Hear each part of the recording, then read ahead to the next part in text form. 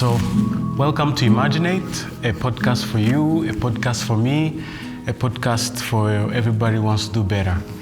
Today is a special episode, like I always say. We are at the Kigali Genocide Museum in Gisozi, and we have a special guest who is going to take us through a very important conversation for humanity in general, but also a very special conversation for Rwandans. I am a Rwandan, and that's why I'm very interested in this conversation. The month of April in Rwanda is a month where we commemorate the genocide against the Tutsi, a genocide that took over 1 million people in this country. And April is when we gather as a country and we commemorate. So that's why this episode is dedicated to this conversation, and I am very, very glad to have this guest. My guest today is Serge Rwigamba, and he has so much experience, and I'm very glad to have you here, Serge. Thank you so much for making your time. Thank you so much for inviting me. It's a pleasure to have this conversation with you. Yes, Serge, let's start straight to the point. Introduce yourself, tell us who you are, so that the audience can get to know who you are. Well, so my name is Serge Rwigamba. I'm a father. I have 2 kids, and I'm a married person. I work at Kigali Genocide Memorial. I'm working in external relations, and I've been serving the various positions here, including guide. I've been a head guide and also involved in different other works regarding to the engagement with the visitors. I'm also a genocide survivor. I have a family who's buried here, among many other victims of the genocide, whose bodies were exhumed from different corners within the city and brought to this place. And shortly, this is who I am. Yes. So you mentioned a number of things, and I think we'll have enough time to go through them. But as someone who has been a guide here at the Kigali Genocide Memorial, you have received heads of states, you have received so many people, young people, old people. I want you to tell us a bit about that experience for you. As a genocide survivor working at the Genocide Memorial, what is that experience? Well, at the very beginning, because we started here with firm engagement, because by then the main focus was to raise awareness on the depth of what our country had faced. I was a very energetic young man, and I was also involved in other remembrance activities as a member of different organizations of genocide survivors. So I was inspired by having a place where at least people can come and learn.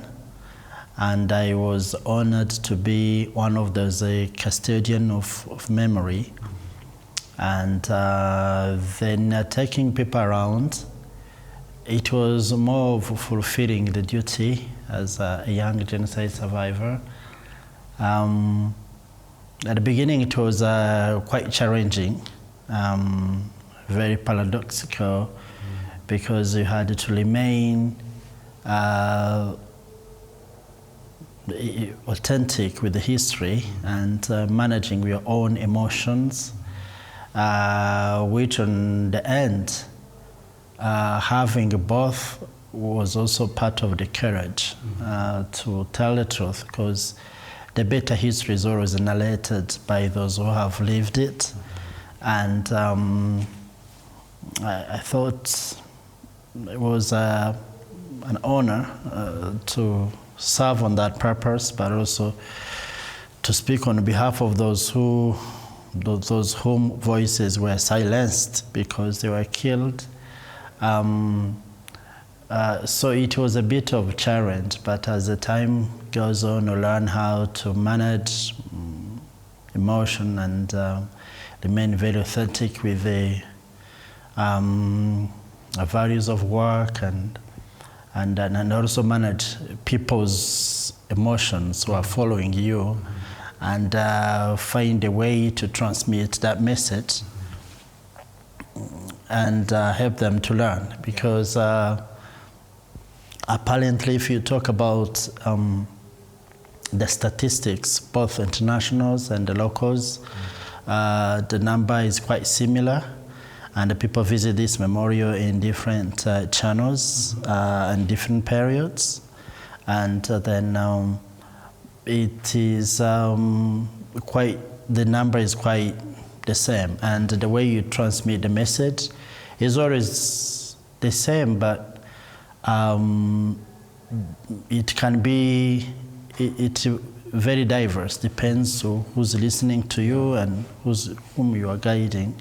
Some wants to learn, some others wants to remember, some others wants to find out the truth, some others came with a denying mindset, maybe not because they want to, but because they had no clue of either the causes or how it did happen, the truth about the authenticity of the history. So, and you find it out when you are having this interaction with people, because guiding is not didactic, it's more with it's interaction with a person, and you always want to get the best out of the person in terms of knowing what she really wants.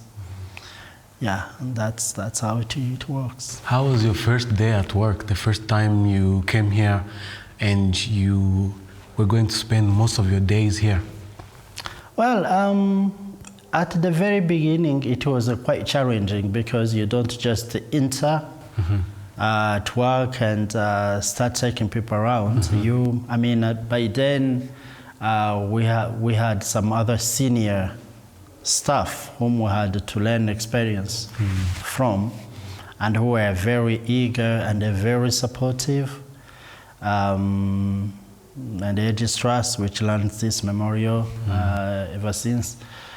So time to time, you get to brief to people, give briefing, talk to people, learn about how people react, and be sure with some sessions that you understand the history quite well, because when you come, and maybe having survived the genocide, it tricks you, making you believe that you know everything. Yeah.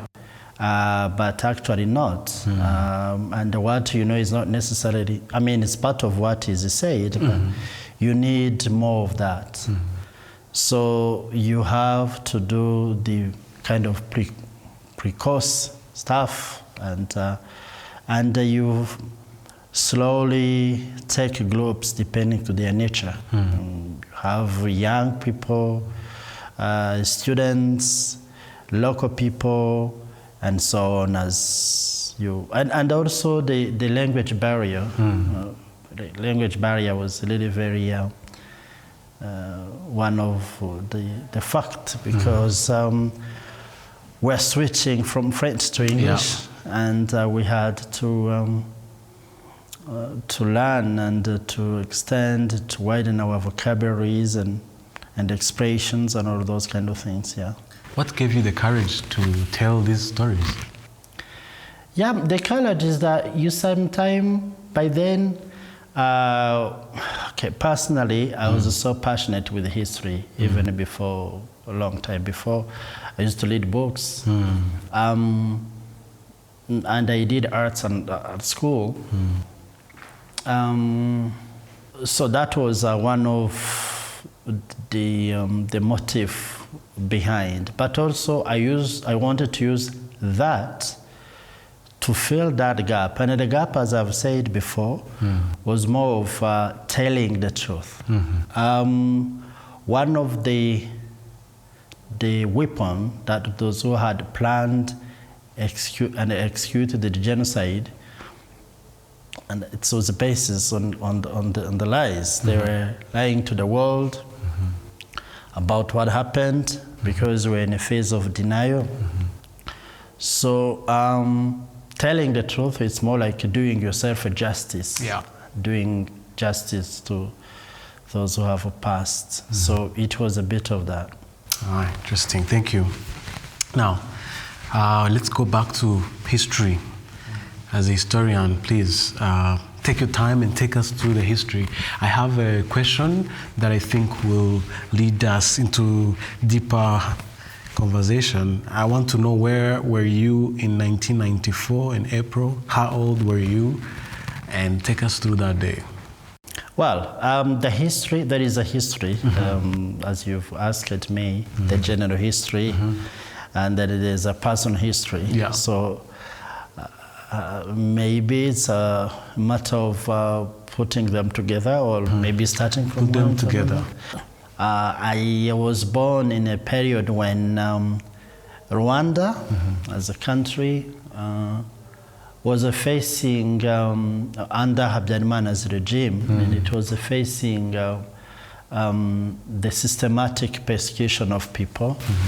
And that persecution was not direct. Of course, I've said it was more systematic. As you know, when the genocide happened, we had 7 million people, and we had less than even 50 schools altogether. The whole country? The whole country, and we had less than 5 universities. So ignorance and illiteracy was part of the weapon for the regime, because when you have smart people and you don't want, you have a plan that regime had, it would be controversial. I think they did it deliberately.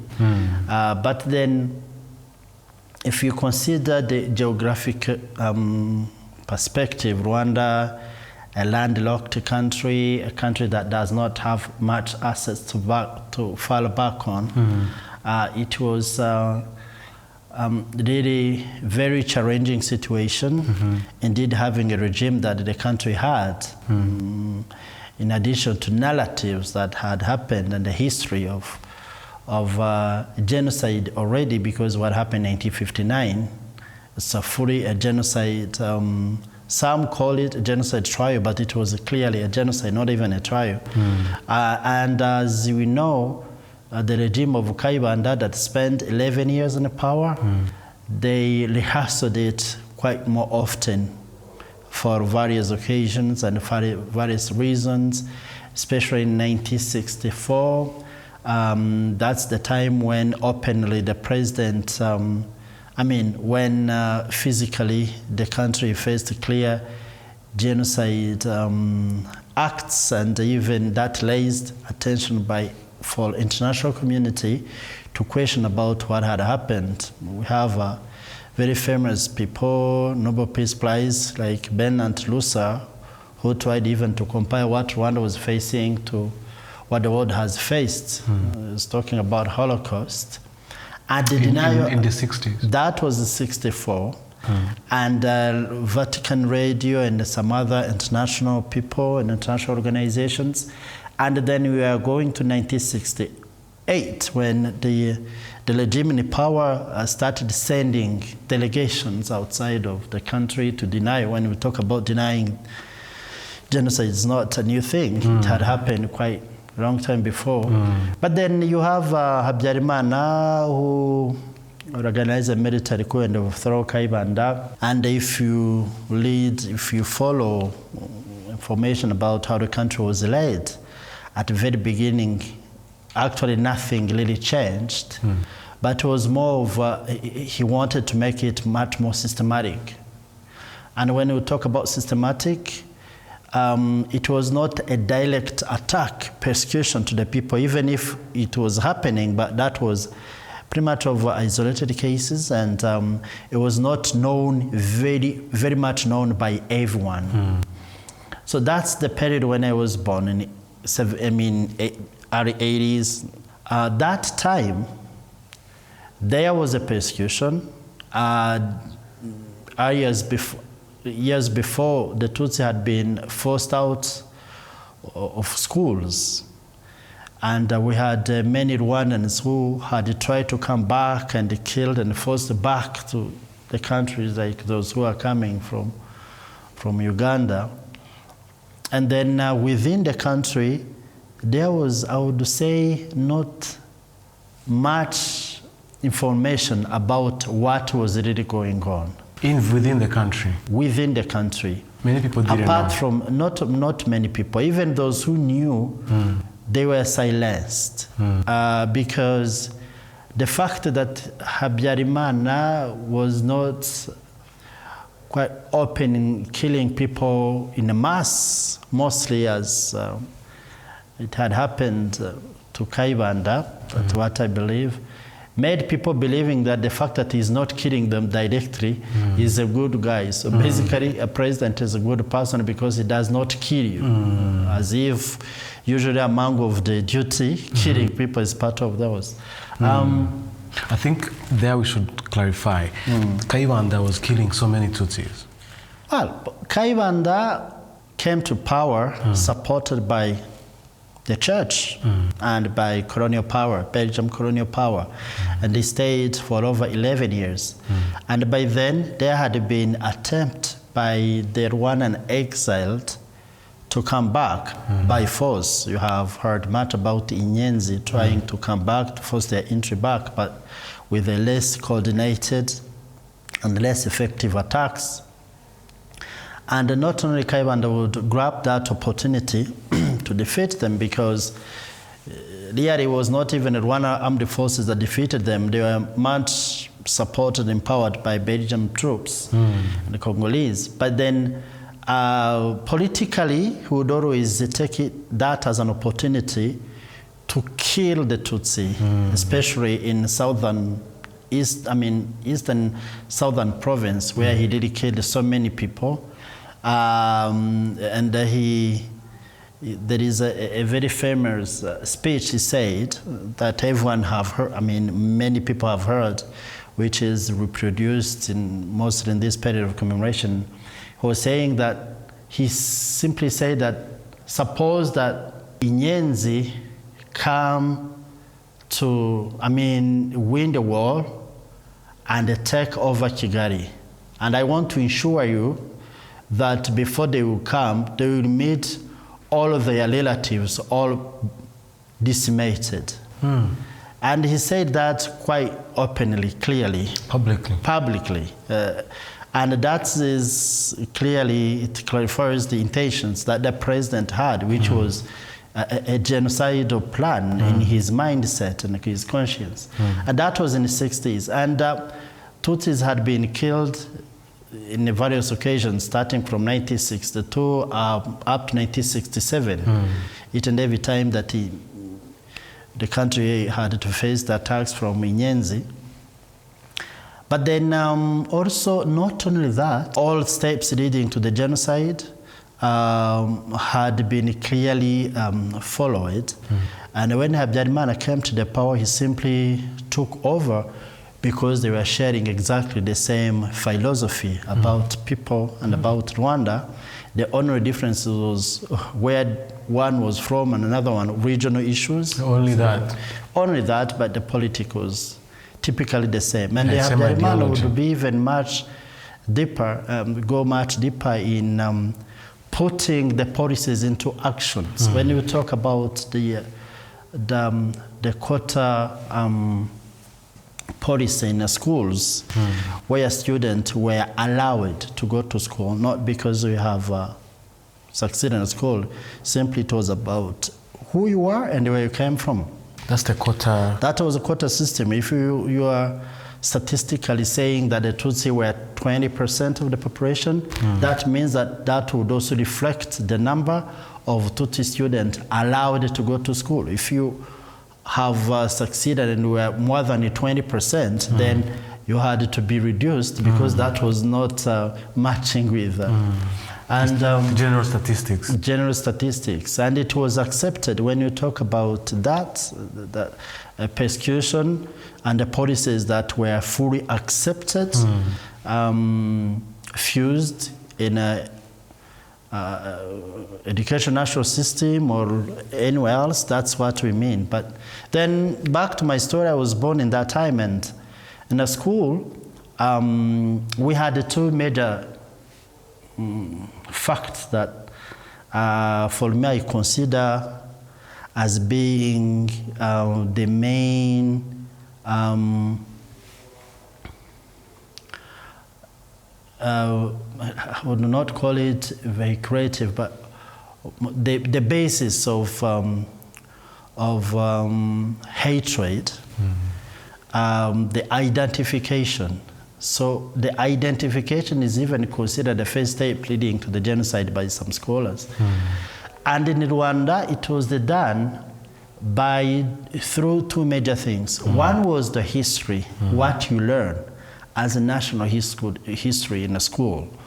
When Tutsis are pictured to be evil, who were defeated, who, however, wanted to dominate the Hutu majority and were defeated by Hutu revolution, and the Hutu revolutionaries, including Kayibanda Gregoire, and whom, to some point, along with his clique, were tired, overwhelmed by the situation, and they wanted to kind of commit the same thing they were fighting for.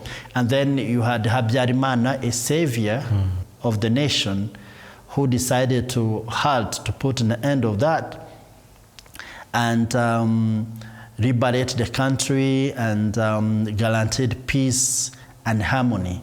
That was kind of the national, the rhetoric in the history, what the narrative was all about. So Habyarimana was coming to liberate who? Yeah, that's what the education system was basically that's saying. Just that was the narrative. something, a narrative from No school facts. books. It's just simply narrative. because he did a military coup, overthrown, and they will not tell how he did it and how many people he killed, because he killed Kayibanda and his clique and some other people from Kayibanda's region in the south. But they would never mention that. They would simply say that he saved the country. And he came up with a unifying political party, MRND, which forgiven all Rwandans and wanted them to live peacefully in harmony.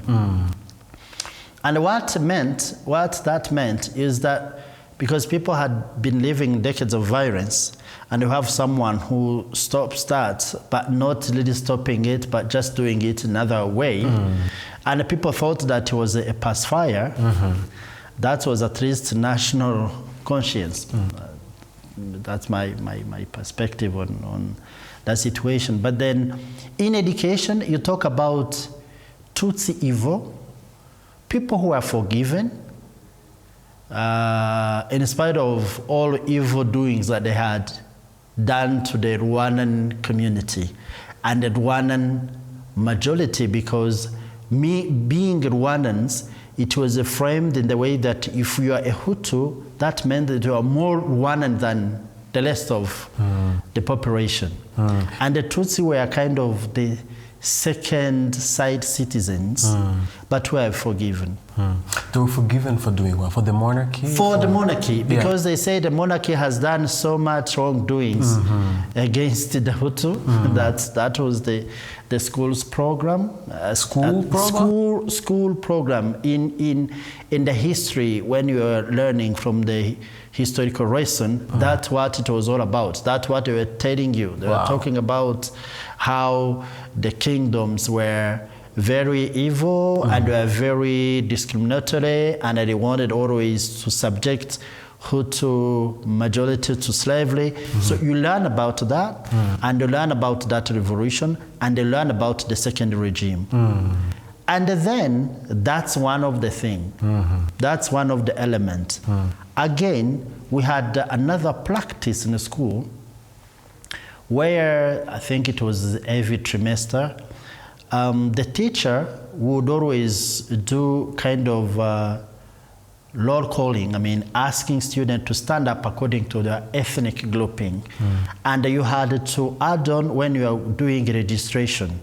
In order to start the primary school, you had to do registration, and you had to mention the ethnicity of your father, which was also your ethnic grouping.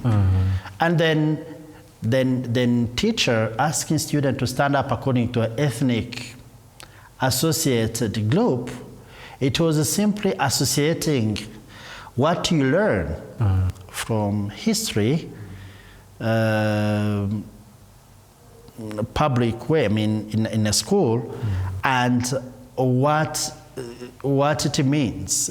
If you talk about evil, and then maybe student would be questioning about who's that Tutsi, like how Tutsi looks like. Then by asking students to stand up according to ethnic grouping, it was actually complementing that narrative, saying that we are talking about these evil people are forgiven, and the evil people are talking about are those ones. You can see they are them here. in front You can of see them. They are your colleagues. They are your friends. You play along with. Same class. Same class. And of course, that would create a sense of, especially for the Tutsi, it was a clear frustration. But for maybe young Hutu students, it would create a sense of ambiguity. And reason because they thought their friends are quite good as them. They would not think about who they are. But as you start teaching them about their national history, you're associating that with and the Tutsi were taken as didactic material to complement that narrative of hatred and discrimination. And the people grow up in a school, in a public school, they grow up knowing the history, the bad side of the history caused by some people, and they knew about who are those people. And we are not talking about the genocide, but we are talking about preparation of it. So you are preparing people mentally with hatred. And when did that start? That started, the quota system, that started a long time ago, even from Kaiband and Habyarimana. I would lie saying exactly what dates that program started, but that was being practiced when I was in school, starting from 1987, and that was basically the thing. I mean, that was how the situation was.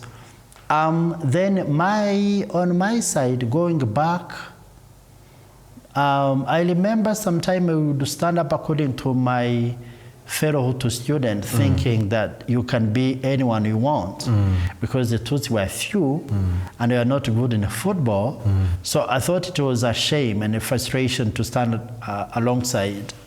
And sometimes the teacher would fix me up, would really tell me where I belong and where I should stand, whom I should stand with, because I was wrong. Wow.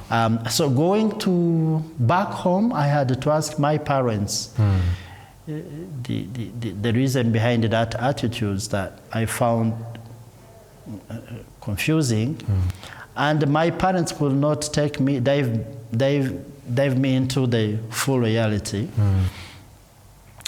And then the student started acting weird time to time. And you could just question about why they just changing their attitudes, the way they were treating you. Sometimes you're being sidelined, or you were not treated friendly as used to be after that exercises. But it could not last long. It would, life would take on again as normal. So I also learned from history books and people documentaries that the country was also suffering a lot. We're in a problem of economic crisis because the coffee price had collapsed in 1986. The coffee price moved from $144 million to $30 million in a period of 9 years. It was a massive blow against our economy.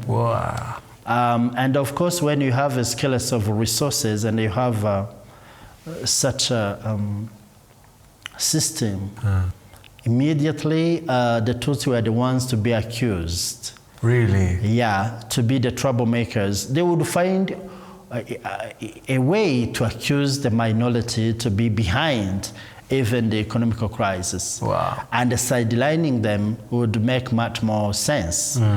Then also from that period of time, from what I've learned, was that there had been claims from Rwandans living outside to come back, and the regime had been playing down its severity of the problem, and sometime doing maneuver to force them to ask citizenship to the countries where they had fled to. Really? Rwandan people that had fled in different Congo, corners, Burundi. the neighboring countries, basically, and far away, as long as they were the Tutsis. And sometimes they would even plot to kill some. In other countries? In the countries where they had fled to. Oh, really? Same regime.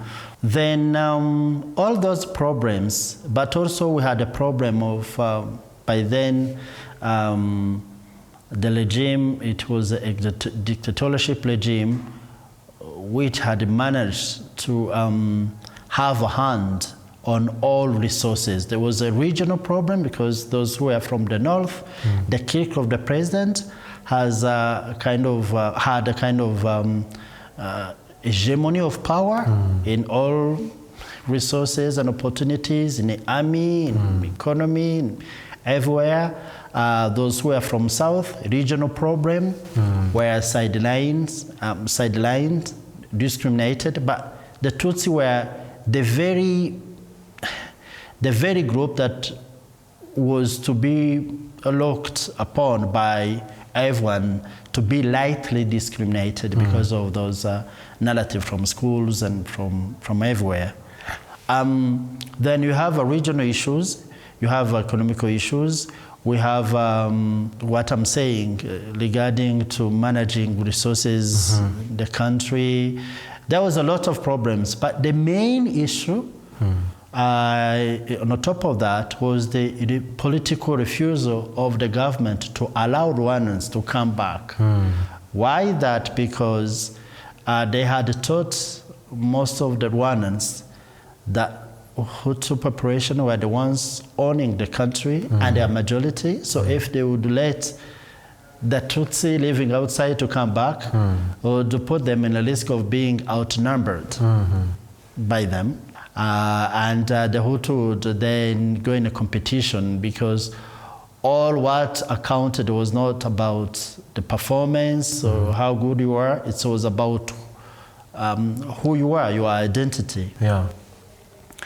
But generally, it was by the regime in its clique to maintain the power and exert that hegemony of power and exclude others, basically. It was about control and money and power. You also mentioned the literacy, so it was easy for people to... It was literacy. It was easy for the people to not go to school. Yeah. And sometimes some of education system, depending to who was leading the Minister of Education, for instance, some of the students, some of the few Tutsi students, they would also be allowed to pursue their studies if they pay some money. So you have to buy your space. To buy. And because it was a matter of seats, of places, not about performance, but places that are there to be occupied by students, and the places were so very limited. And then in order to have someone occupying a place which was maybe lightly occupied by someone else, you had to remove that person in order to have that person accepted. That's how some of the very few, especially from southern province, some of the Hutu would sometimes be rejected as their places were occupied either by some of the Hutu from the north who had more power and had money, or someone else who had paid for money. And then what had a consequence was that you would be sidelined and go back to farm your land, and you would find another maybe Hutu student as well, who also faced that, but in different contexts. And then you don't realize that it's a systematic discrimination. You think it's something that is done, like that injustice is not necessarily about you, it's about everyone else. So that's how people, it took some time long for them to realize that discrimination was systematic and it was a part of the government policies. That's one of the questions I ask myself, because it sounds like so many years of preparation. My question is, the Tutsis didn't see it coming? They didn't see the persecution? I would say they saw it, but they undermined its civility. And they would not really think and find out, not everyone, few of course, but not everyone in remote areas. They would, I may guess they will not really find out how systematic it was.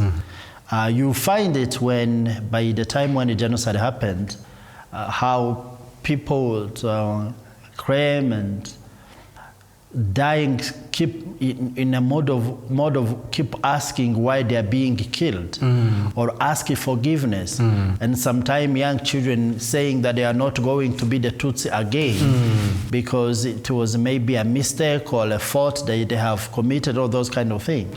But also in addition to that, we had also a country that was, if you talk about Rwanda of before 1994 and the one of after 1994, it's simply comparing night and the day. There's nothing completely different from each other. But there was the culture of violence, lack of the critical thinking that I was talking about, because people are not educated enough, but also empathy, having empathy towards you. There was a lot of lack of social values. And the fact that also our culture, which was so rich in terms of granting good neighborhoods and good attitudes, had been destroyed by colonial powers.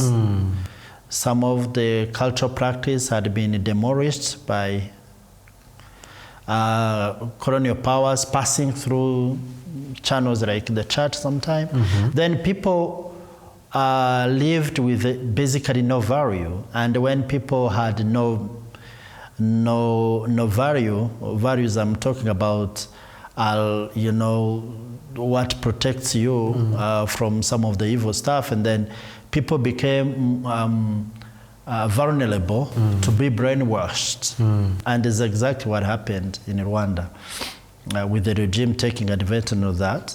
And then we are going up to 1990, and we have RPF launching its first liberation campaign attack on 1st October, and then things changed. It was echoed to everyone that something new is going to happen. Some considering it to be a very bad thing, some others thinking about really what is going on, others would keep that joy inside, those who knew what was really going on. And I was in primary school. I remember going to school, climbing the hill, going to where I was studying, discussing that event with my fellow kids. And it was a joyful thing to talk about. It was very exciting to talk about armies fighting, because we thought it's just Rwandan troops fighting other people. The enemy, as the government was calling it, right? So the government came to acknowledge that at a very, very, very day. I remember it was around 5 p.m. when we had an announcement to the radio by a journalist who was my former neighbor, saying on the radio, national radio, that our country had been attacked by all those, he called LPF soldiers, understandably, he would call them all kind of evil stuff he wanted, and that's what he did. And he simply reminded people that those are the people who had attacked the country back in the years, in the 60s, are defeated, and they wanted to come back with the same policy of enslaving massive Rwandans again. without explicitly talking about Hutu, but it was just doing a reference to what people had been consuming in education, in history, in education, historical lesson in a school. And then people started thinking of them. There was a bit of confusion because they started first calling them foreigners, and they would also call them the brothers of those who had attacked the country before, where it was very much known that those who attacked the country back in the 60s were Rwandans, Tutsi Rwandans. And then, in order to clarify the situation, the government moved from just rhetoric, but they just went into actions by rounding up people and send them to prison and accusing them to be the accomplices of those who had attacked the country. So it was, if they're foreigners, how do they have relatives in the country? Yeah, like how would you have the relatives, and like how would you know about the country, and why they would fight? Why are you fighting here? Why are you fighting where you are Ugandans? Yeah, mostly that's what they were saying. And there was no space to ask those questions. Yeah, there was no space to ask that question, because if you would ask that very critical question, that immediately would take you to the prison. And then rounding people up and then sending them to the prison, it was a clear message from the government to the local people that when we talk about enemies, see whom we mean, who we're talking about. Of course, we're fighting the armed forces of those people, and when we talk about accomplices, we talk about your neighbors, as long as it's a Tutsi. You're talking about your teacher, you're talking about someone who, even within your family relationships. So that's what we mean.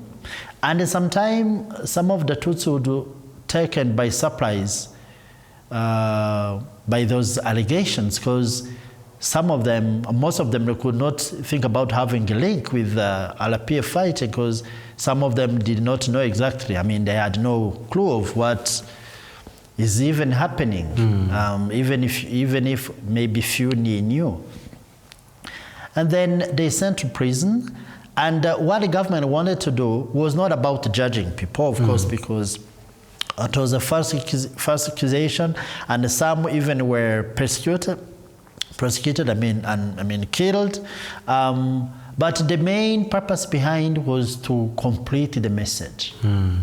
You know, it was lined quite a long time, and considering all of those facts, that's how then it changed in, I think, social mobility. People thinking about being a Hutu or being a Tutsi has nothing much to do, and then the country is being attacked, and then you are kind of awakening their mindset and telling those Hutu maybe that could hesitate to fall into your trap, showing them when we talk about enemies, we don't necessarily mean only those whom we're fighting on the ground, but we also talk about your neighbor. So you need to be very careful, because your neighbor is as in danger as those whom we're fighting. We're shooting with guns. Yeah. So you must be very careful. Those were the narratives, and that's how then the mistrust grew quite quickly. Yeah, it grew. Yeah, it grew quite faster, because people started hesitating. Yeah. And they were taken by surprise by those allegations, not the Tutsi, but also by other fellow Hutu who had consumed those hatred narrative in their young age from school, but from parents sometime, and then see the government. And we had a culture of obedience to authority, because you don't have critical thinking. Whatever authority says, it's approved right. Yeah, immediately. Immediately. You don't question about what authority says, and then you are very furious, and you are very furious, but also agitated, irritated, because your neighbor, knowing that the country has entered in a phase of war, and the things, the prices on the market start going higher. And you know that the causes of those problems you are facing are your neighbor, whom we thought is inoffensive or a friend, but then he started plotting against you. That's how the government simply turned people against others as time goes on. And that was from 1990 to 1991. And then in 1991, my story, as part of that, my father, because Rwanda has the interface of a multi-party competition, he joined one of the political party, which was opposition political party called PR. So we had basically MDR, PR, and PSD, which shown to be strong enough to compete with the MRND, the presidential political party. And I think that's diverted the intention. I mean, for the Tutsi, it's kind of lowered the tensions, because some of the Hutu who had glued of what they had faced, especially those who were from southern part of the country, who had been also sidelined with this regional discrimination, they found a way to express that their concern, and absolutely they wanted to overthrow the regime of Hutu from the north, represented by Habyarimana. And that's where we need to give context to the listener. So, two presidents, Kayibanda and Habyarimana. One is from the north, which is Habyarimana. Another one is from the south, which is Kayibanda. So when Habyarimana took power, he started sidelining the people from the south because that of was Kayibanda. on 5th July 1973, along with 5 of his military officers. So then those people from the south decided to create an opposition party. The opposition party, the decision wasn't from the government. It was a decision from the summit called Summit of La Baule in France that had happened year before. France, doing all African French-speaking country, to widen the political space and adopt the multi-party system, which was contrary to single-party system that Rwanda itself has been living with. So the president of Rwanda then was obliged to open the political space and hear the opposition political parties. That's where most of those political parties rose from, and then they started revindicate liberty and freedom and those kind of things. And among of their revendications, some will fall into the Tutsi revendication generally. And then for the Tutsi, they thought also it was also a right time to also express themselves, express their concern and their pain that have been living with for quite a long time. And it became more like a very strong opposition side fighting the monopoly of the MRND. But at the same time, we have RPF that was really pushing fast on the military ground. And that's when Habyarimana, the president of the time, found overwhelmed by that situation. And then the better way to win that would to accelerate the process of brainwashing and inciting hatred against the Tutsi. Because in the end, they would simply tell you that in order to win the war, so the war is not raised against those who are from the north only, it was raised against all Hutu. So all Hutu are concerned, so you need to be part of our plan. So he made it more of an ethnic war, because most of the RPF fighting against the regime were from the Tutsi origins, who were exiled and forced and killed back in 1959 and the following pogroms of the genocide that followed afterwards. And then they had planned a liberation campaign, not to defeat the regime of Habyarimana, but also to liberate all Rwandans, so that everyone would have equal rights, even if it was about them coming back, but the fruits of revolution would be enjoyed by every single one. And then the situation in my family was changing pretty much as other Tutsi families, because 1992, like 1991, we started having, lucky enough, my father was not arrested. But then the persecution, he shared that with other fellow people whom shared the same conviction. I was very active politically. He wanted also, I remember he would take me to political rally to hear, and yet I was in primary school, just to hear what political slogans and those chants. It was very exciting. I really enjoyed being part of those movements, even if I was young. And I remember, and even in the school, demonstration and riots were very frequent. There would sometimes the opposition fighting, the youth fighting, youth of opposite political party fighting other youth from the other political party. Other political party, MLND, and the fighting was fierce, and they would use stones and invade schools. And destroy them, or cutting them off, like they attack schools with the stones, and you are not going to continue to study. You have to go back to home. What were they fighting for? They were fighting, each other, because they were against each other. Because of political parties. Political beliefs, and the government of the time, like.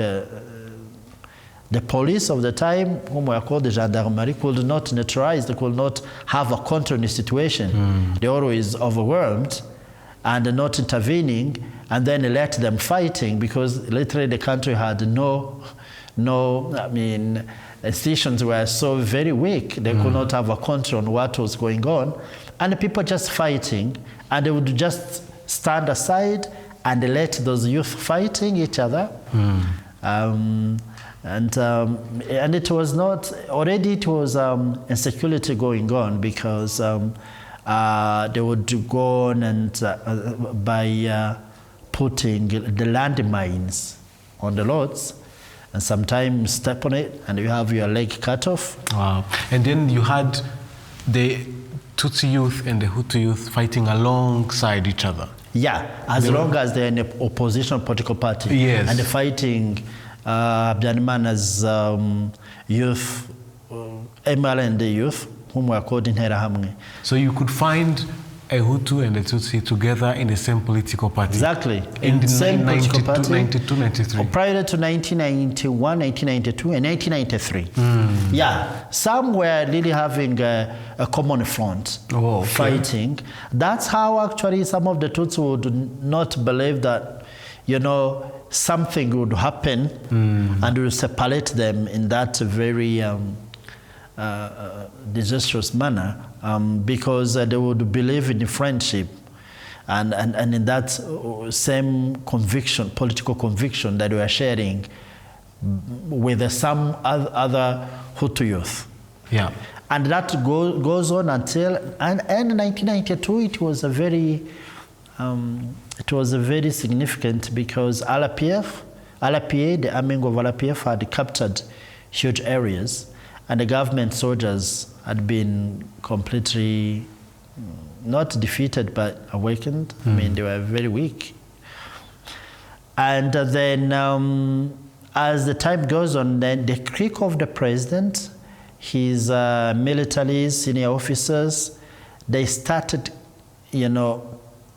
preparing a kind of a joint force that would take over and commit a genocide against the Tutsi, because they had already believed that they are no longer controlling the situation. The only option they remained with would be to kill all the Tutsi and to defeat and to halt RPA advancement. Yeah, so there are two things moving at the same time. There's people getting together to fight the government. Yeah. Both ethnicity. Yeah, and when we talk about government, starting from 1992, there was a broad-based transitional government that had welcomed other political parties against the government, and they had, following the protocol of peace agreement, because starting from 1991 and 1992, Rwanda hit in the face of Arusha peace agreement. But even before Arusha peace agreement, there had been some attempts of peace agreement signed between RPF and the Rwandan government. But starting from August, yes, before the Arusha peace agreement, because it was final signature was August 1992, and then in this process of a political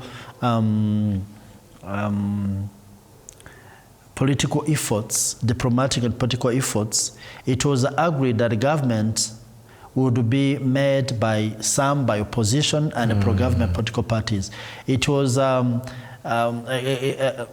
government made by two sides. And but in the army, it was a different case. But RPF has been very successful to restore people, to liberate areas and capture a vast territory. In 1991? Starting from 1992, because 1991 it was not a very steady kind of military campaign, but starting from 1992, they started adding more and more to the territories that they had captured and defeated the Rwandan government forces, who had basically no motive of fighting.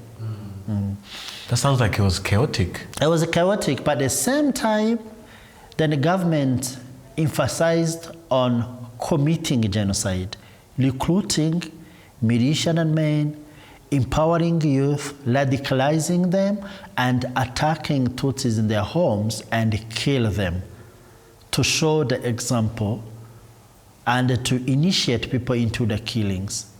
My question is, the tension, how did it move to Tutsis? Because it sounds like there was other things going on. Well, what was the point?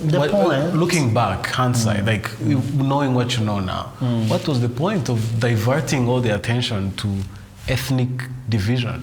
The ethnic divisions were already there. There was a mindset. As I've said, it was paved by government's policies. Even before the RPF starts the war, the liberation, because the liberation was basically about fighting those practices, and that's when in order, especially 1992, after seeing political parties arose and revendicating, it was a civil and a political side, a big challenge towards the government. They would not believe in keep on, diverting attentions and lying to the people. And also RPF was pushing on the military side. And then that's how the government of the time decided to use, especially militaries and other politicians, starting from the ruling party MRND. They started accelerating the process of the genocide by recruiting, because they thought, in order to have the narrative of this war and to win it is to show, to not talk much about political revendication, but simply having a brain shift and accusing the Tutsi to be the main source of this problem.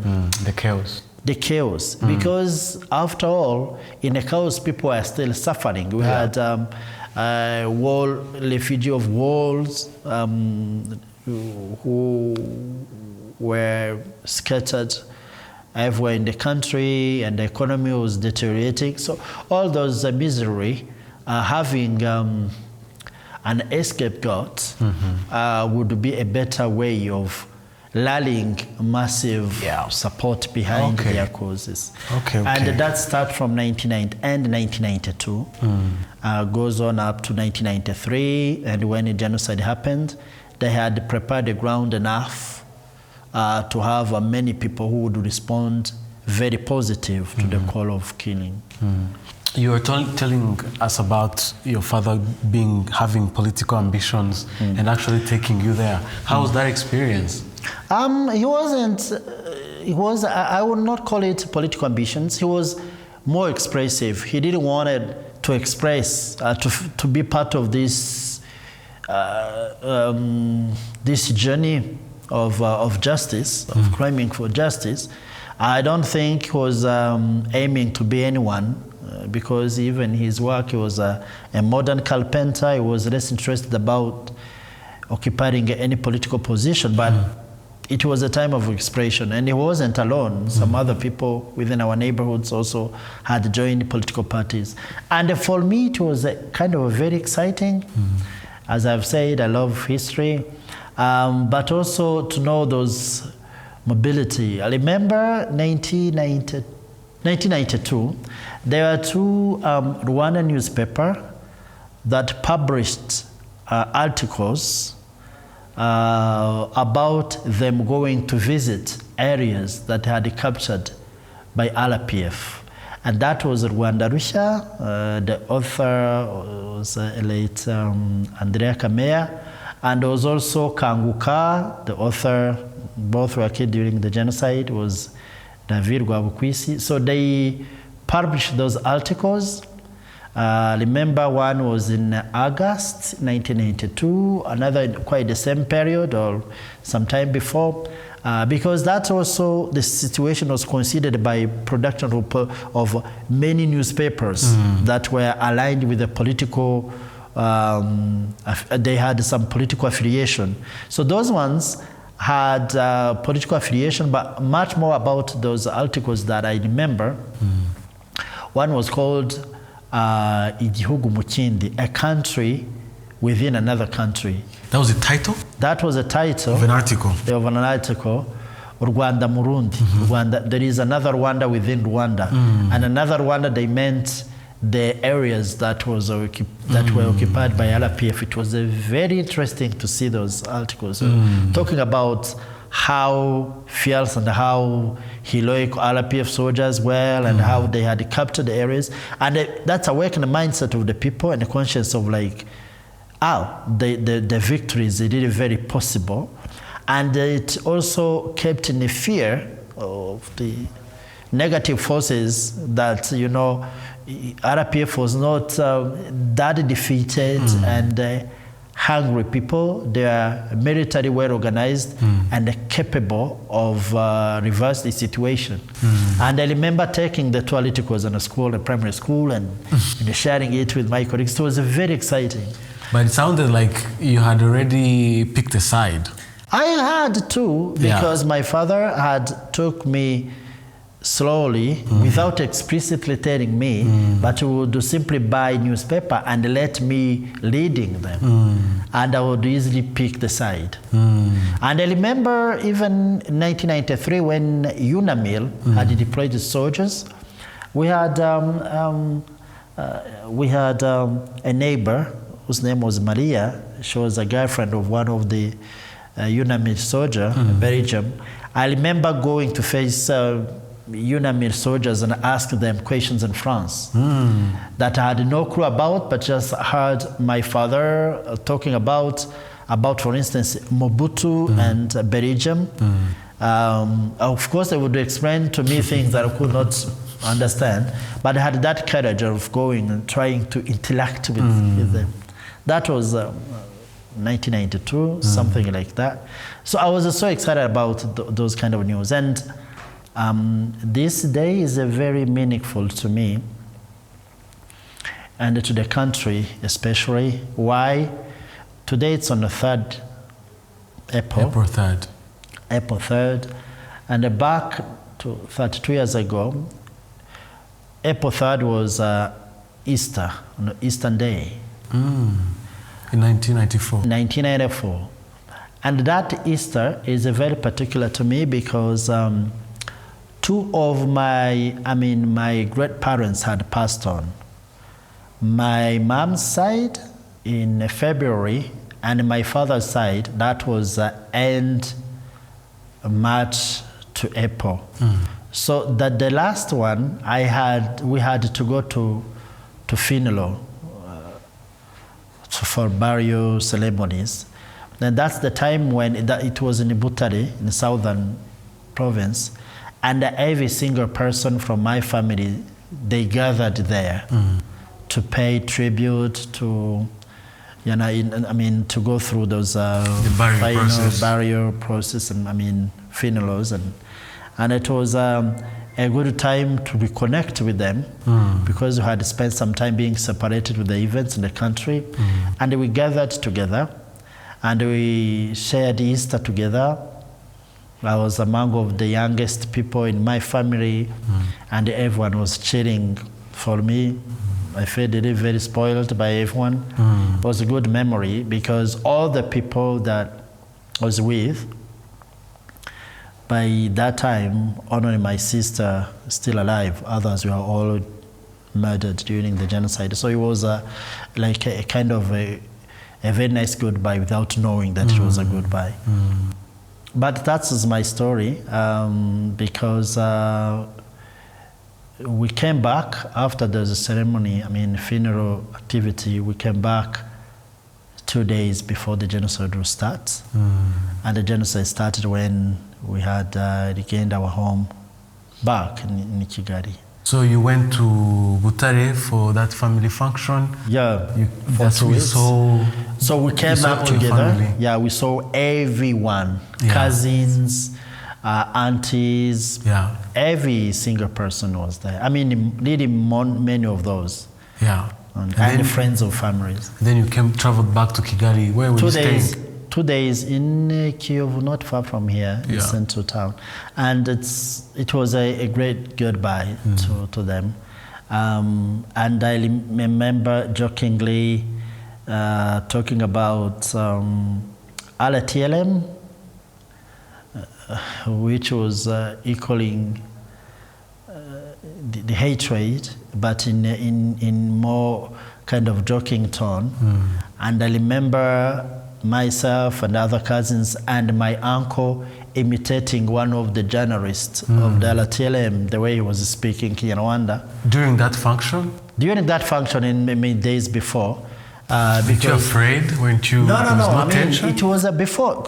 Genocide, when it happened, it took many of people by surprise because we kind of undermined the warning signs of it, I would say. Why do you think that happened? Because someone was in the radio reading the commandments.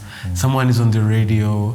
So you see, I think there was also meetings happening in the neighborhoods. You saw that people coming. People even dodging schools, go for the training. Can you imagine? Yes. So how did you? Why? Because there was a political atmosphere, which was that people had always undermined not the plan, but its execution, because they had thought it in the lens of political perspective, not something social. Not a social thing. Yeah, and every time they would try fighting or attacking the Tutsi, there had always been some of the intervention from other youth whom were not necessarily the Tutsi, but who would come to protect the Tutsi.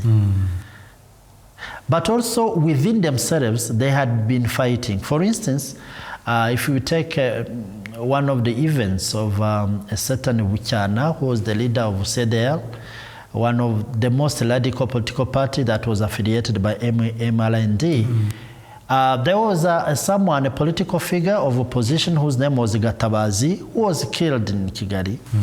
And then the retaliation was that Wichana also got murdered, Tibutare, precisely at a place called Save. This was not ethnic. That was not ethnic. It was political. Just a pure political thing. So but you thought coincidentally, it was the same. when it happened, some of the Tutsi living at Nyamirambo had been attacked and killed already. There was a way that they would twist that. Wow, that's confusing. And always finding a way to accuse the Tutsi one way or another, and practice what they have been taught about, because they had been trained. In Nyamirambo, for instance, and even people sought refuge in Saint-André and in different other places. They quitted their homes to flee because killings were kind of tried. Something happened somewhere far, long time, but they always find a way. And even back in 1992, when Rwambuka was Rwambuka was one of the mayor of Serrah. He tried the genocide and he killed so many Tutsis, and then finally he got murdered by known people afterwards. But then, just to show that events of genocide, trying it, had been already there even before. Before those are the major ones, but also small people had been targeted and murdered. Some isolated cases, but you realize that sometimes it was premeditated, because 5 or 9 people who were killed, all of them were the Tutsi. And there was no consequences? There were no consequences. I could not even find who killed them. Oh. So Rwanda, you would go to school jumping over the dead bodies of the people and you consider it as a normal thing. Rwanda was in such a chaotic and deteriorated situation, and we had the UN soldiers stationed in Rwanda, and people believed that they are weaponly because they appeared to be well equipped to stop any killing enterprise, any killing attempts. Then they thought that all those existing guardrails would not allow people to overtake and then start killing the Tutsi. Even if they had been registered, shortlisted, they thought it was just a maneuver of angry radical Hutu, which will not give any kind of tangible and effective results. And then, that's why you and your family were making fun of the ATM. Yeah, people are still moving around. and you could not know exactly who's your enemy. Yeah. Because some people appear to be friendly enough to protect you, some others not. And then, so that's one, some of, not some major reasons, but.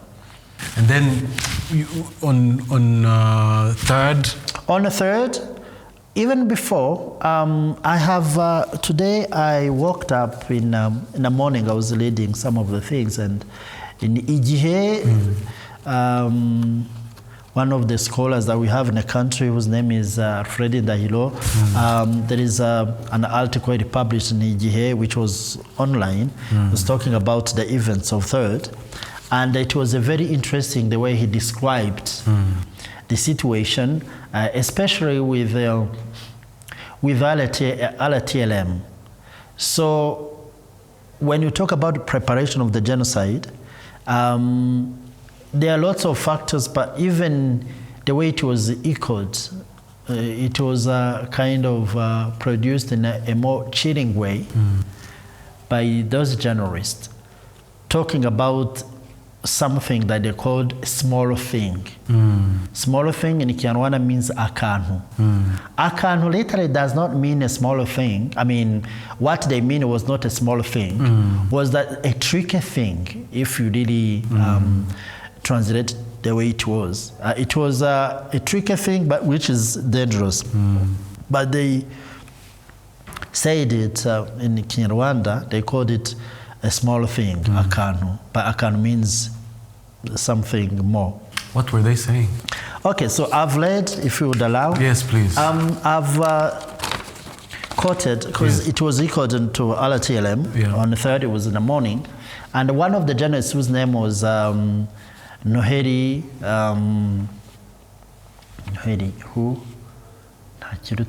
Noheri. Yes, that's what he said. Quoted the words that he used. He said, now the Tutsi, those who have beaten Karungu, and who are with FPR. They want to take power, to take the power by force of arms. They want to do a small thing.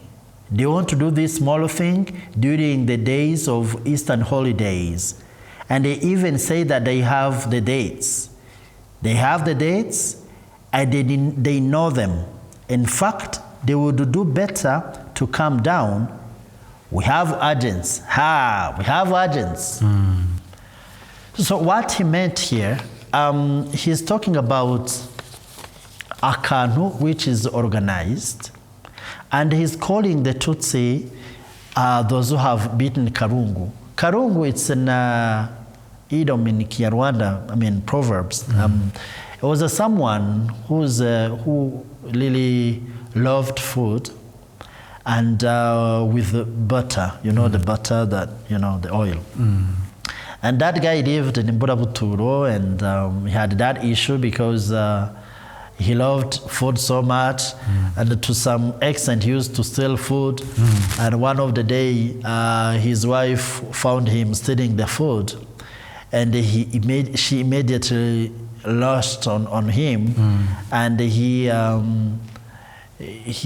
attacked him, and he at his nose. At the nose? Of it. Of the husband? Of the husband, and the husband was bleeding. And because he was called Karungu, anyone who's very furious, who's led by anger, they say that he has eaten Karungu. Which they were saying the RPF ate Karungu. So as like the Tutsi, not the RPF, the Tutsi ate Karungu, which means the Tutsi were very furious. They are very angry. That's what it means in Kinyarwanda. Kurya Karungu means that you are really very angry. Very furious. Furious and very angry. And that's what he said. He said that the Tutsi are very furious, and they are with RPF, and they want to capture the power by force of arms. Why did he say that? It was preparing people mentally, especially the Hutu audience, that then if the genocide would happen because they had planned it, it was just to shift the blame. It will not be committed by the Hutu. It was for the Hutu to defend themselves, because the Tutsi were very furious and they wanted to attack them and capture the power. And he announced that on the very day, on April 3rd. It was kind of justifying what was going to happen indirectly by accusing the Tutsi that they're very furious and I prepared something, a small thing, which he did not describe. And then what happened was that after then the death of the president, then the Tutsi were attacked massively by the Hutu, and some of the Hutu thought it was a self-defense, because the Tutsi were very furious already. They wanted to take them. It's simply to shift the blame to victims, and saying that if they're going to be victims, if they're going to be killed, it will be a retaliation. So which eventually happened. So when you look back, do you think the Akanu, that's the small thing, did the people think of it as killing the president? No. They could not find out. But from him, he knew what he said. I can continue and then we find out. Yes. That's the first of that announcement. And he went on, he said, our agents are there with RPF, which means that we have spies in RPF. We have agents who send us information. They tell us the following on the 3rd, 4th, and the 5th. They say they will have small thing here in Kigali City. From 3rd, Easter tomorrow, because he said that on the 2nd, on 3rd Easter tomorrow, a small thing is planned for Kigali City, and even on 7th and 8th, and then you will have to hear the sounds of many bullets. You will hear grenades exploding. Interestingly, he's talking about a Kanu which would pre-announced on the dates, very specific dates, on 3rd, 4th, and the 5th. And the same Kanu would continue from 7th and 8th. Really? And you understand that he omitted 6th willingly. He Why? did not say that even on 6th something is planned. Why? Eventually, because on 6th, that's the time when the President Habyarimana was killed. What? Yes. So it was a plan. It was planned. Because he could not have gone through all those dates and skip that. and day. skip the very date when the president was, his plane got shot down, which means that they knew about that. And that's where we talk about a planification. And of course, when he said that, no one thought about it. Even when the 6th president was killed, no one tried to connect the previous message by it. So, as I was saying, the 3rd is very symbolic, significant in this journey to commit the genocide. And then on the 7th, early 7th, the night of 6th, early 7th, then genocide starts. It goes on for around 100 days. So here it was about how they had planned and how words are really very powerful because this is about words exactly. I mean, this sequence session. Yeah, because words play such a key role. And then if you examine words of people, terminologies they use, it can sound as as a warning. Yeah, and it's common traits and steps followed by people, and you see them coming up, you denounce it, but because there are some other people who support it willingly or unwillingly, it ends up happening. Yeah. If you see, for instance, what is happening in Congo, genocide happens always in the context of war and violence. And the people, they kind of undermine what is happening. But then after it happened, after it leads to that very plan of execution, after this, when people woke up and say, remember we had that happening, we saw it coming. That's why period of commemoration are quite crucial, and reminding people about all those small details, and encourage everyone to be aware of, not even in Rwanda, elsewhere, to be aware of how a society can descend to that violence, which eventually leads to the genocide. How a society can move from being a normal society, moving back to, going down to have people being turned to be evil and they commit the genocide. That's why, if you talk about ingenuity, I would rather talk about how after the genocide, the new government of Rwanda was very genius instead in considering all those factors and start thinking about rebuilding the society under belief of that if people can be manipulated to that extent, they can be re-educated to become better citizens. They can change their mindset because it's all about education. That was a harder path. Part of it, yeah. And we are really very thankful for our current government, and we are very, not even like being inspired, but we were lucky having a visionary leader like the one we have, our president, His Excellency Paul Kagame, who would suppress many mindsets and project for the future. If you see, it's very interesting for the young people who did not know that, but because it's documented how consistent the aim of always unifying Rwandans and fighting divisions at the very day one up to day had been very consistent. It's a success. That's where we talk instead about being a genius. This sense of leadership, visionary, and selfless mindset. That's why we can sit here and remember and commemorate, but in a more positive way, not considering people who have wronged us as being naturally vicious or evil, but because we are taught that a society can, that what happened in our country can also happen somewhere else. So that's, I think it's a very good lesson. It's one of the beautiful story. Unfortunately, it has a sad part of it, the origin of the history, but it can inspire even, it goes beyond Rwandan society. Yeah. So now on 7th April, where were you? How was that day? Well, so the 7th April, I was at home. I was sitting in quite the same hour, and we were still very confused about what was happening. And then you have, we heard lots of massive shootings, but then we had people immediately forcing our door in.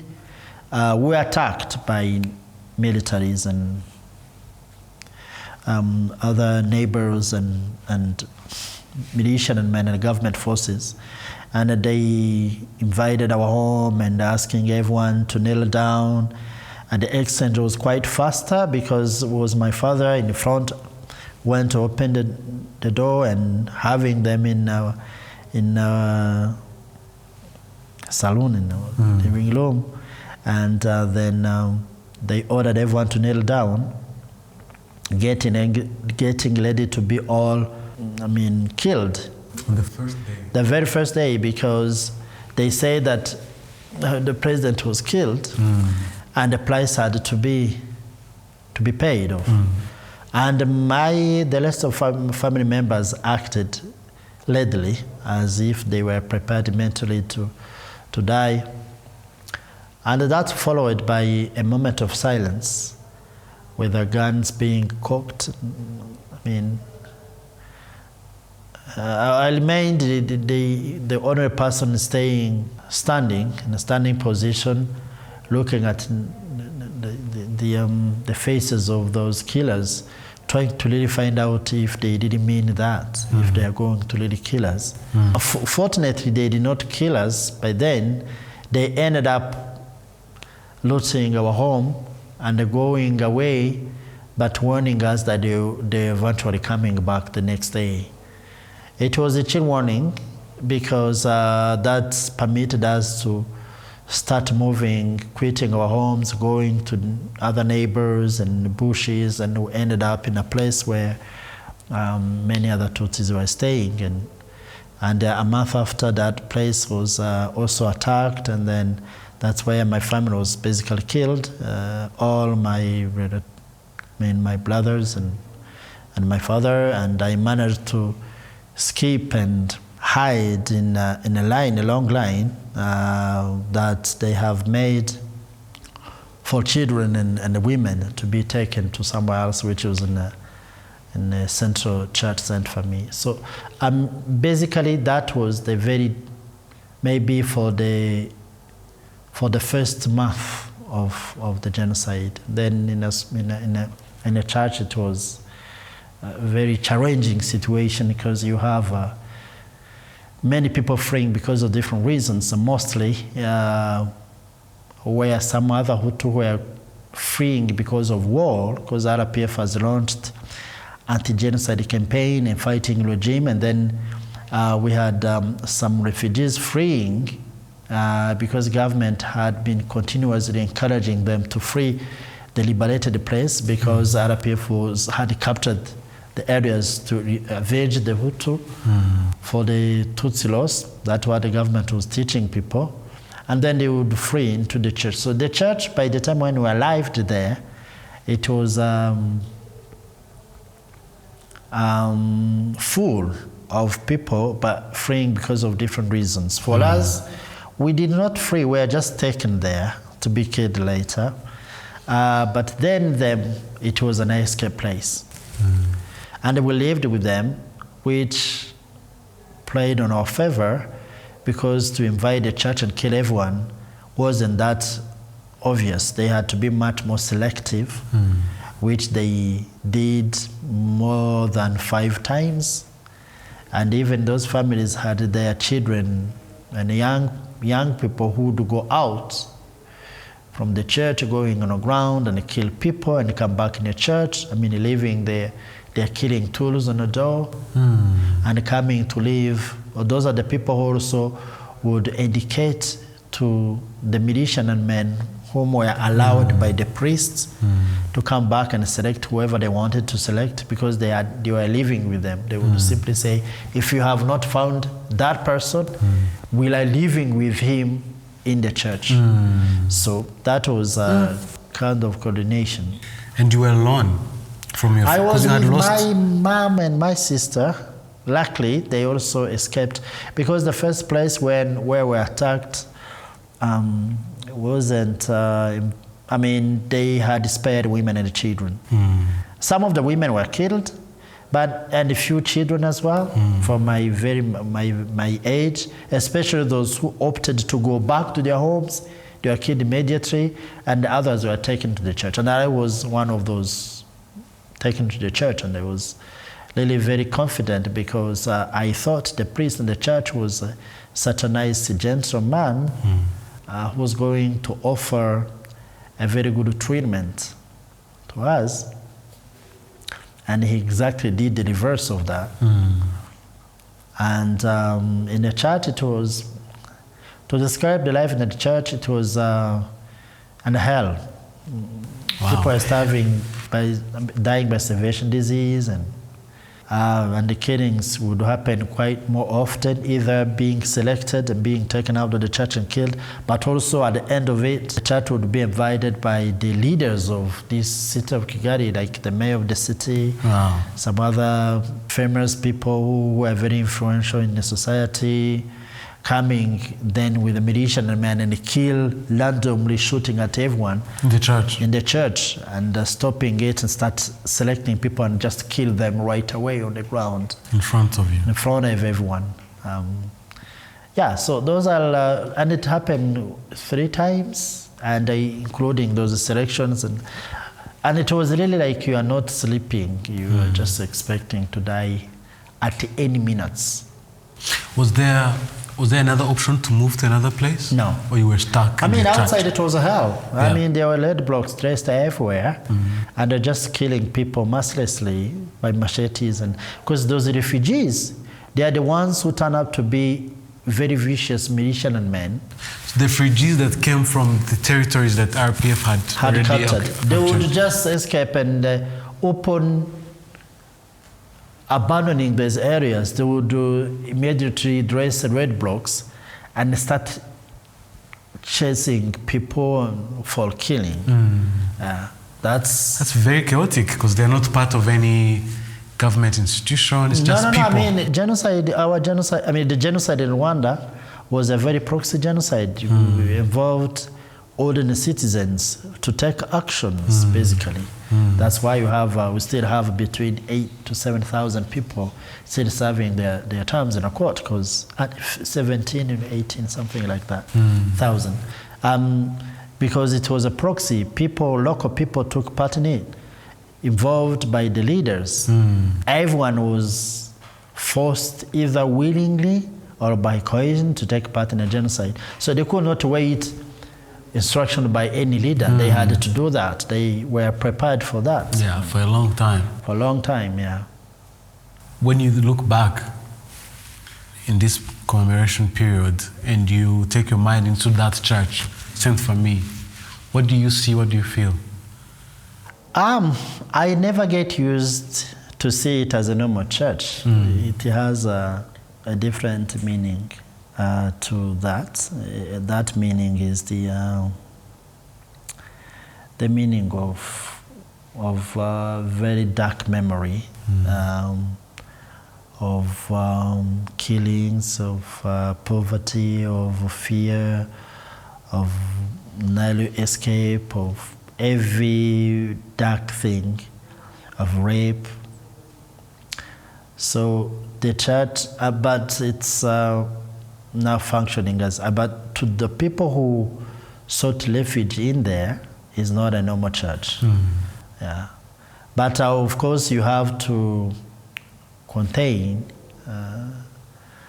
your emotions, and I mean, try to pray resilience mode. I mean, you know, go beyond of those memories and go on with life. Yeah. But of course, there are lots of triggers within the country and everywhere. If you consider what happened, there are lots of triggers everywhere. Yeah. So it does not necessarily to be the killing field. It can be something different, but they're there.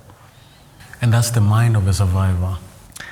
Yeah, I mean, it's entered in your subconscious. You don't know that you carry it, but it just sometimes they surprise you. They come on the surface, but the better of it is that we've learned how to contain it. But they always, I mean, they can surprise you at any moment.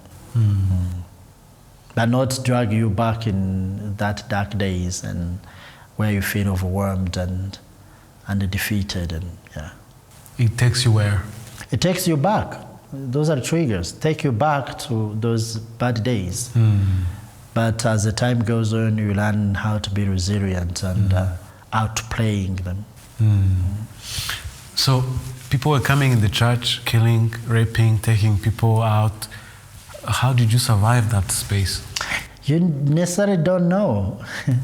Yeah, sometimes you feel like there is someone who said that when I'm asked the way I've survived, for me it sounds more of like I'm saying that it is as if I'm accusing those who are killed to not be tricky enough to hide themselves. So I feel ashamed. Sometimes there is what is called survivorship complex. Survivor's guilt, yeah. Yeah, survivor's guilty. The way you feel like, how did I even, like you don't even know. You don't know how it happened. You just saw it happening, but you could not say that you are clever enough to hide somewhere. No, you are not. It's simply the lucky, the God's plan that you've survived, and that's all. So the question is, do you ever feel the guilt for being alive? And if so, when did that start to change? Absolutely not. I never. When the genocide ended, I was turning to 15, and I was not. I was full of energy. Of course, I ended up having over 400 people in my entire family killed. Cousins and aunties and everyone, because some were living in the Bugesera area, others in the Butare. They all murdered. Those who have survived were less than 20. And I really don't feel like, I never felt that. I never felt that. I never thought that I deserved to die, even during the genocide. And then after, maybe because you are full of energy as a young person, you feel like you can stand up for something. And that has always been my motive of keep on, living. Yeah. I'm full of it.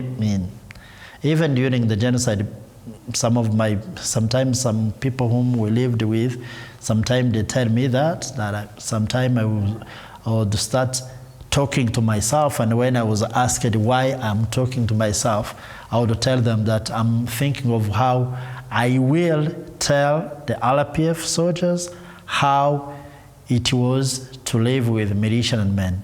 Wow. That's what they tell me, and I don't remember myself in that situation. But so you knew you were going to survive? I had that kind of, I don't know, but I had that kind of belief that whatever happens, I will survive.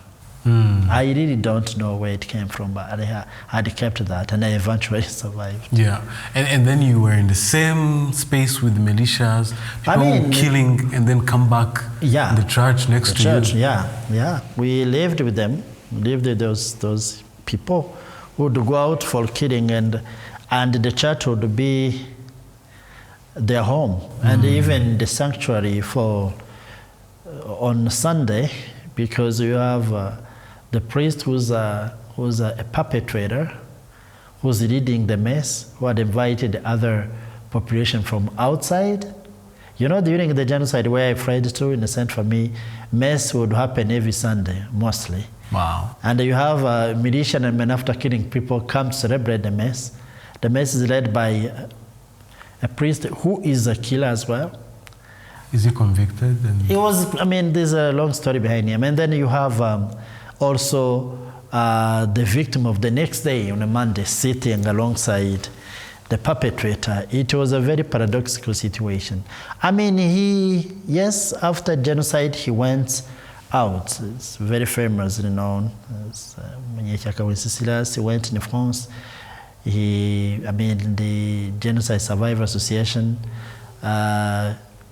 tried to track him down and really informed the rest of the congregation about what he did. But he had to respond to the accusation. Now he was exiled from the church. He was forced out in the church. The Catholic Church. I mean, he's no longer considered as a priest, but not because of what he did. It was something else that he did when he lived in France. We heard that he was accused with sexual harassment kind of things. So nothing related to the genocide? Nothing related to the genocide. And he facilitated? He continued to lead the mass, to minister in the church, which was so very weird. Proofs are always there, but the justice handled somewhere else, not in Rwanda. Sometimes it takes another kind of turning point, and even if they have proofs, but they always find a way to protect the accused people. And justice, it's a long journey. It does not come. It keeps, the fight is always on. You have to keep on fighting, because even 8 years after, you would still have Nazi people facing the accusation, the trials. So that happens to everywhere, to every case of the genocide. The justice is always a long journey. Can you paint a picture for us in that church? It's like a refugee camp. It was more like a church, but then you have the premises of the church. That's the church. So outside of the church, maybe in April and May, there are no people, but within, in the back side of the church, because the church had the fence as brick fence, and then in the intro of the church, we have the Rwandan Armed Force, the paramilitary section, gendarmerie, the gendarmes, who were talking about security, but they are not guaranteeing any security. They were just there because every time militiamen would come, they would let them coming in and take people for killings. They had no control of that. But then within the church, the big house of the church, you have people living in the church, and they're doing their daily stuff within the premises of the church. And this is the church, and it has a kind of I know the church. So the parking. The parking, you cannot figure out the church. It's not. it was modified so very. Oh, okay. You cannot you cannot reflect to the can't one connect that it. It's completely different. But then before, we had a place, the church with a small supermarket.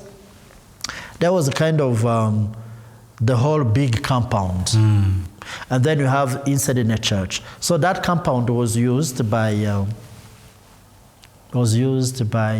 refugees to cook or doing anything. There were some small businesses going on because that happens to many. That's what happens in many refugee camps, and life seems to go on as normal. You have people cooking.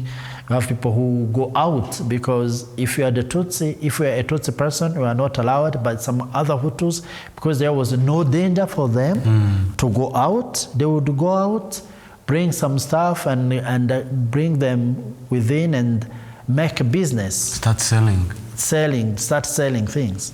So among the people who were there were militias. Some people who had money, because They had the time, they did not escape, they just fled. They moved. They simply moved from one place to another. And then you have a lot of things going on. So you were still with your mother and your sister in that environment? That environment. We met some cousins as well and one auntie. And we formed a group of like 5 people. Yeah. They all survived? They all survived. But other people that were with, most of them were murdered. Especially the men who had escaped from the first killing and fled to the church. Yeah. So, what happens to you inside, in your mind, when April comes? Like to this month, when that comes? When it comes, what comes, I mean, what I do think about April.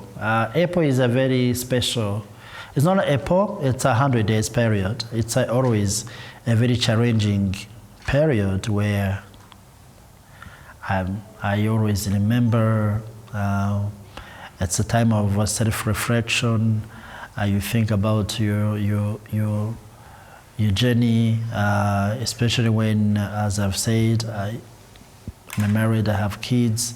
You start thinking about what you're going to tell them, how in a very positive way you're going to educate them, take them through the history, and talking about your identity, which you don't wish to be theirs, especially when you talk about historical identity. And it always sounds like it happened yesterday. It's always fresh.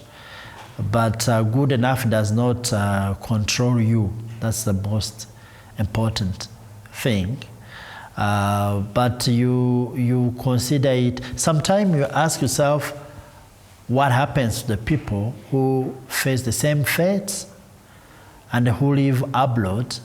What comes to their mind when April comes and they see the environment is not quite the same as what they have at home or what they have experienced? It's quite interesting to have it happening when you are not there in the country.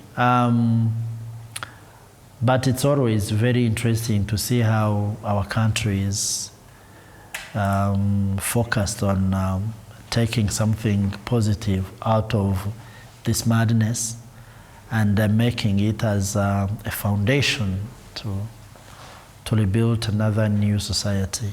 Is there something you had to learn to do for you to be able to cope with, first of all, the job that you have of guiding people through this history of pain, and also deal with your normal day, like your normal life as a father? Is there something you had to learn and practice for you to be able to cope with life?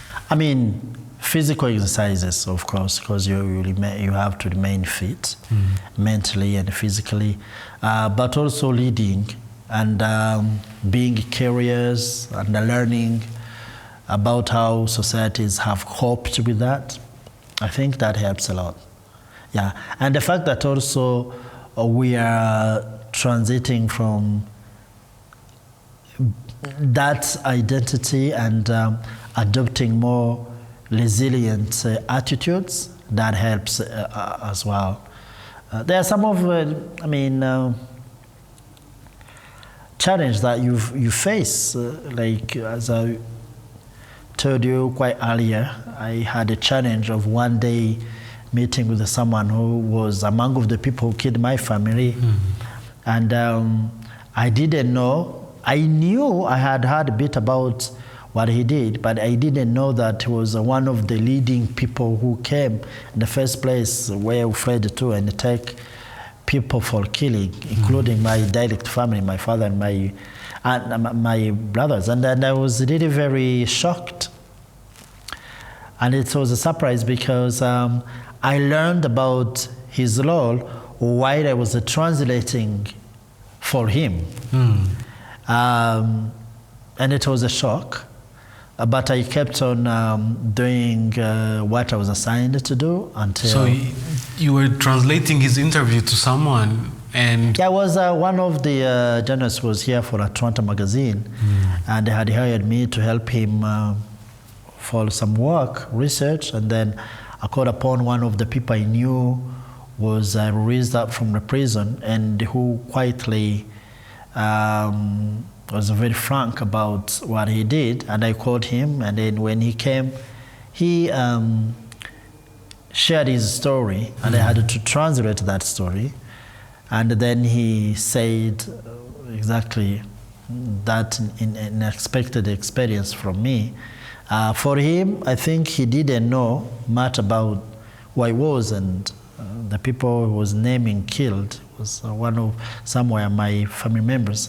But it was an interesting, not interesting really, like it was not enjoyable, but it helped me to assess myself, how far I am in this resilience journey of facing myself. Because when you hear that, you don't face that person, but you face yourself.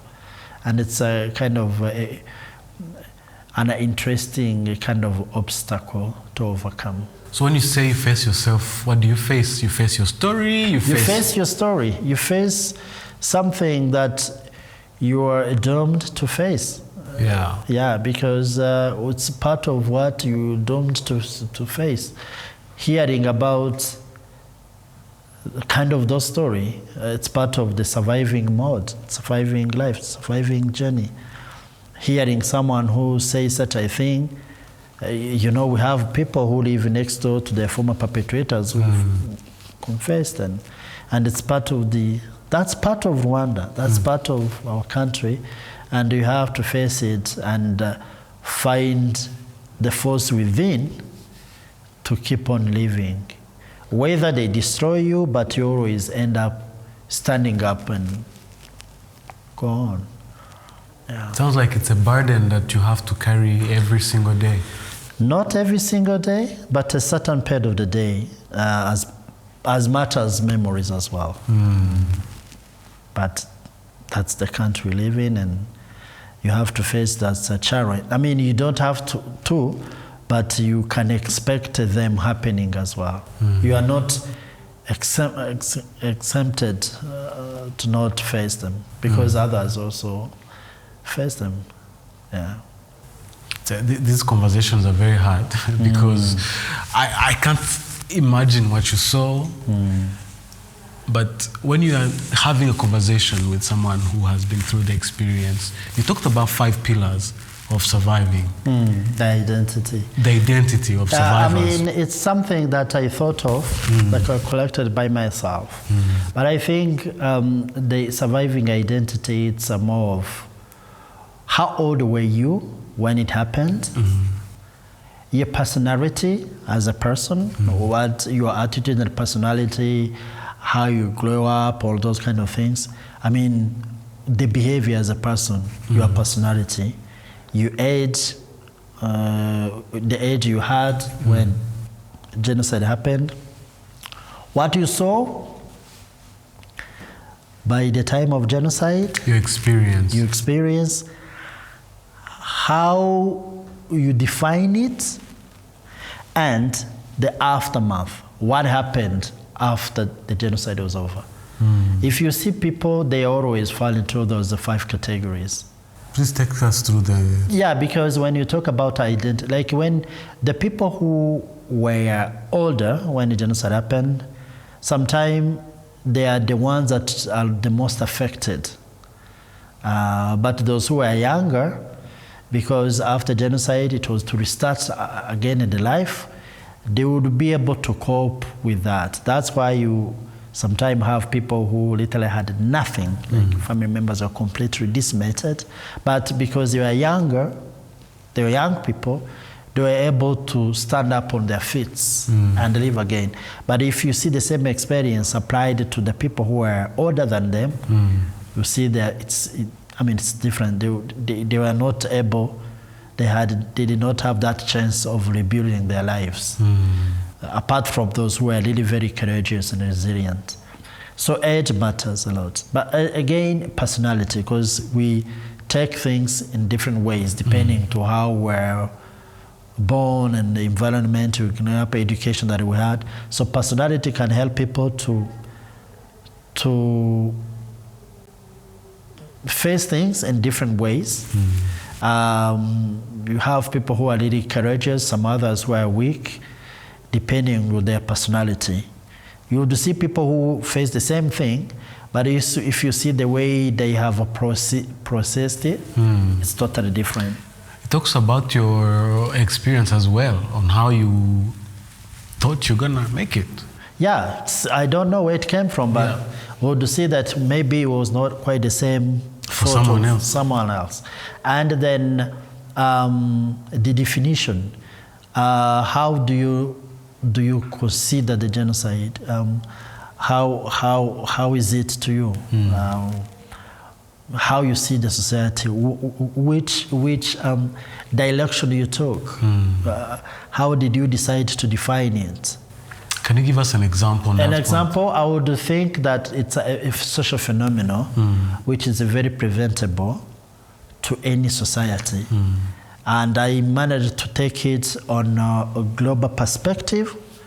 Maybe it's something that I've learned by walking to this place, but it might not be quite the same to someone else who may consider it to be very personal, and because of amount of what he absorbed, I feel like if I took that perspective, it was as if I want to be generous to those who have killed my family. So I refused to let it go. It depends. And what you've seen, what you've experienced, people experienced different things by the time. All weird, all destroying, unbelievable, unimaginable, but in different ways. I mean, those who lived in the city, there is a tendency of what happened in the city were less violent or less vicious than what happened in rural areas. Actually not, but simply because in the city there would be maybe various options of escaping. Because the environment... Houses are close to each other. People would be easy to be bribed.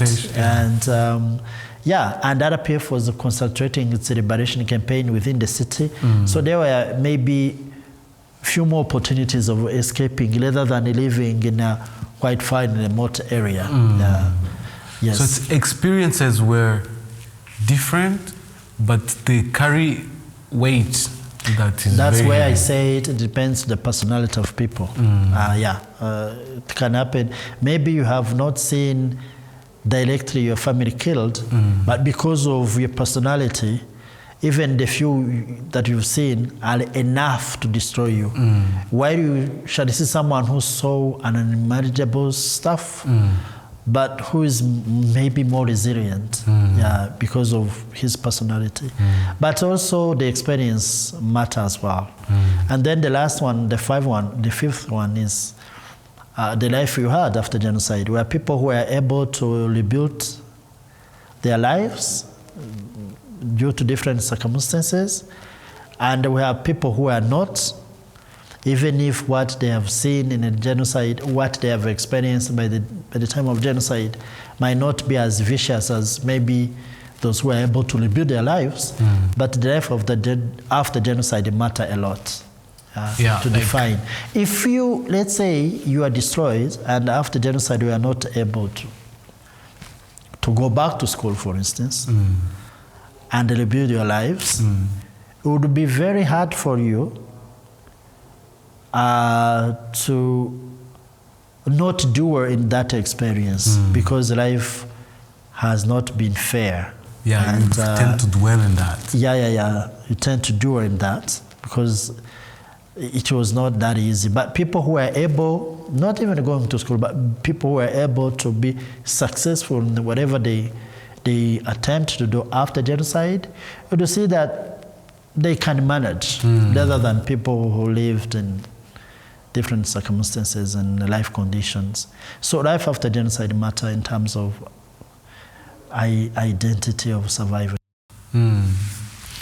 What do you think our society in particular, because the whole world is involved, but in our society in particular, we should understand about survivors and how should we hold space and have empathy? Like, in which language would you like to be communicated to?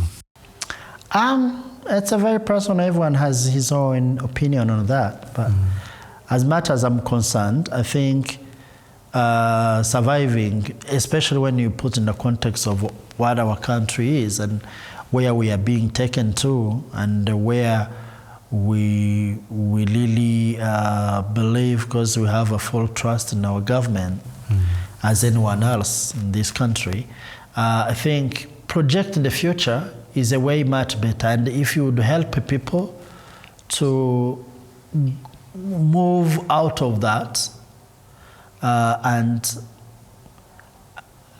be on the same line as you, where you can, and encourage them in seeing life in a more positive way, it would be, I think, people would be so much grateful on that kind of act. Not seeing someone through his past or through his experience, but just view him as more of you and encouraging. Person like you. Yeah, just more like a person of you, because you share same value and you are being treated equally.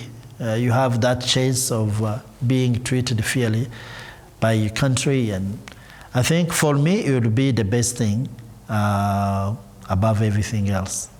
To not look at someone through the lens. To always depict the person in a more of, that identity. And if it happens for you to have a conversation, to have a friend, to just treating him, showing him that you very much believe in his resilience and his power of resilience, rather than awaken him and always give him a pretension of you are seeing him in that old kind of experience. Yeah. I've never heard of that before. So I'm glad that you said it's a personal view. It's a personal view. Someone else would say something different, but on me, that will be part of a good gift and what at least some of the people are expecting from others. Yeah. So you were young that time, and now you're a father. Do you remember the time where you had to bring this conversation to your kids?